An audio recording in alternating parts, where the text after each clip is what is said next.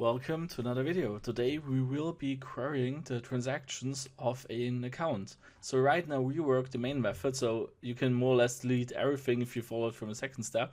I moved it down here to an extra method, so to componize it or methodize it. You can do that, but you don't have to. You can also just delete it. Well, yeah, that is up to you. In my case, the main doesn't need much right now because this is what we will be like starting from in the future, generally speaking, like just a simple main method with these few lines of codes, and we will always be going on from there, so it doesn't get too cluttered and too not being able to clearly see what is going on. So in this case, today we will be accessing an account. So we will be doing logic similar to BitHomp in this case. So if we quickly go to the test.bithomp.com website, so in this case for the test network, and quickly again query now this account we created in the first video, we can also see what has been going on in that account, right? So we can see here that there have been 5 transactions, and we can see that. But now what we will be doing is we will be querying what happened to the account ourselves. And yeah, and to achieve that, we will not need to sign anything because we're only querying, but we need to use the XRPL client and then use the method called account transactions. In this account transactions method, we can either pass an address or an account transaction request params object. To make it simple, we will for now only use the address in this case here, so the easier method. And we provided the address we ourselves, like in this case, this is like the address we used in the very video. So this is here the RA8 whatever address, and yeah, that's the one we're going to be using. And this method gives us something back. In this case, it gives us an account transactions result object. So we will be saying here account transactions result equals that. And this account transaction results object itself has a transactions method we can call now. So that's what we will be going to do. And and then this gives us something more interesting back. It gives us a list generic. So gives us a account transactions transaction result. So let's write that. An account transactions result. Transaction result. There it is.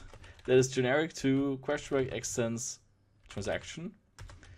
I'm going to just call it account transaction result, which was a quite long naming. This is not as I made a mistake. It's a list of account transactions. Transaction results generic to extends transaction. So this is not as difficult as it seems, but the name is just quite long. That's the only reason why this looks more complicated than it is.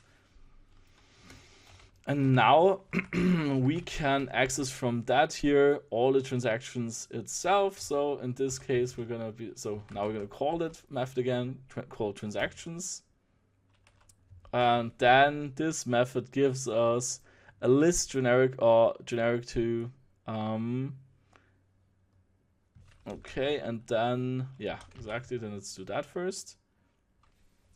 Just had to check again. No, my bad. Yeah, I obviously wanted to use that one here, the account transaction result, and then now we need to iterate over it. So we will do just a advanced for loop. So exactly what is right now recommended here. So account transaction result generic to extends transaction account actuals result. I'm going to call it, and then we will have the loop here. As mentioned, this looks more complicated than it actually is. Now we can access the result transaction. Oh, okay.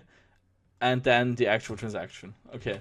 So now that's that part we're going to be writing here. So we're going to be saying transaction equals that part. And then we can do simple print line, and then let's see what happens. So right now it's querying everything that was going on here, and you can see right now it queried the transactions that were going on. We can see here there's a payment transaction, and yeah, I get all of the info for that transaction that has been going on for that account.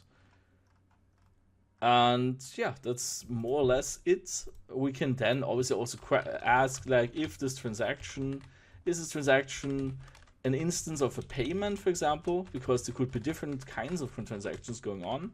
And if this is the case, then we can, again, only, for example, right now I'm only doing an if here and only looking for every payment transaction that happened. And then we can access certain parameters of this payment. We can, for example, get the amount it was sent, we can see where it was sent to, and so on. Like in this, for example, what would be interesting, we can just do a simple statement again.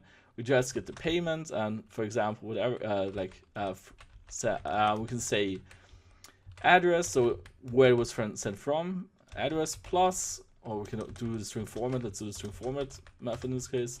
Then percentage s, like where it was sent from, sent, then the amount we're going to be doing, like f, sent 20, for example, xrp, 2, and then where it was sent to.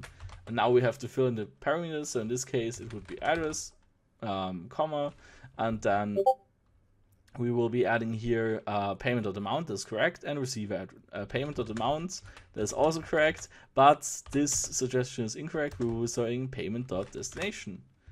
Okay, now amount is incorrect, yeah, because it's a currency amount, and then obviously I need to still, I will also have to change the to s, so in this, because currency amount is not a number, like not a float or a double, and now let's say run. And now we have a simplified version. We can see now, well, this account here sent whatever 2545 XRP to this account here. Yes, and then I also want to do a \n, so we get a new line. Then it looks better. We can see here, yes, this account sent this amount here of, in this case, this is in drops. We can also, I guess, since this is a currency amount, yes, I should probably cast it, but yeah, so we could still check if it's a XRP currency amount or a drops currency amount. In this case, it is in drops, but yeah, nevertheless, it's fine. So then in this case, instead of XRP, I'm going to say drops. We can also just divide it ourselves by 1,000,000 if you want to.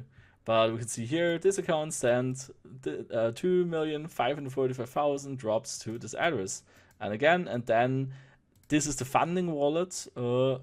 Obviously, shouldn't say address. This is incorrect. We should say payment.account. Sorry, this is also another mistake I did, because obviously it makes most sense using the data we get here. So yeah.